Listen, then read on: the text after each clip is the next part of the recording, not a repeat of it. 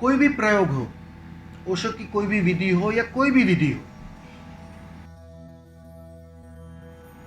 जो पहला चरण होता है ना वो बहुत कीमती होता है। अगर आप ईमानदारी से पहला चरण ठीक से करोगे ना,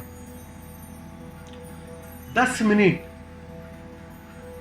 पूरे दाव के साथ, पूरी टोटलिटी के साथ, अगर 10 मिनट तुमने श्वास पर जोर दिया, उस पर काम किया, तो परिणाम में दूसरा चरण निकलता है आसानी से। वो जो वमन होती है ना, रेचन होता है ना, वो अपने से होता है। और जितना वो कचरा खाली होता है ना, आप देखना कि वो आप जो तीसरे चरण की बात कर रहे हैं ना, कुंडलिनी पर चोट करने की, नाभि पर चोट करने की, वो आसानी से होने लगती है। ये आपकी जो पीड़ा है वो मेरी भी पीड़ा थी। जब मैं नए नए ध्यान करता था, नए नए प्रयोग की बात कर रहा हूँ, प्रयोग करता था, तो यही तकलीफ होती थी। तीसरा चरण बहुत कठिन लगता था। उसमें 10 मिनट करना जैसे सबसे कठिन काम इस जगत का, वैसा ही लगता था। लेकिन मैंने पाया कि जैसे जैसे पहला चरण ठीक से होने लगा, तो उसके परिणाम में दूसरा चरण होने लगा।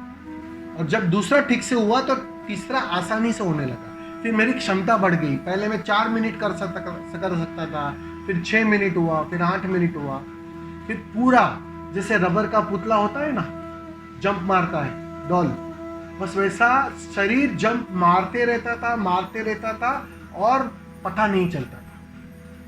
और पहले थक जाते थे, ये फर्क हो जाता है, आसानी से होंगे।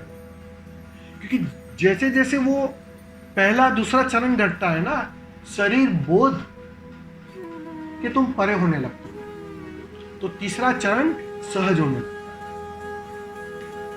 तो स्वामी जी, आपको इतना ही कहूंगा कि पहले चरण पर थोड़ा गौर करना।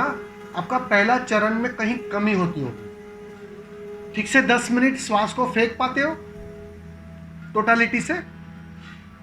फेफड़े खाली होते हैं पूरे? जी स्वामी। बस तो वो अगर ठीक से होगा, काफी हो जाते हैं स्वामी। और रेचन फिर रिपीट करिए क्या? हाँ, रिपीट करिए जरा, ब्रेक हो रहा था भाई। रेचन जो कचरा निकलना चाहिए दूसरे चरण में। सेकंड स्टेज पे जाना, डांस स्टार्ट हो जाता है। क्या होता है? डांस।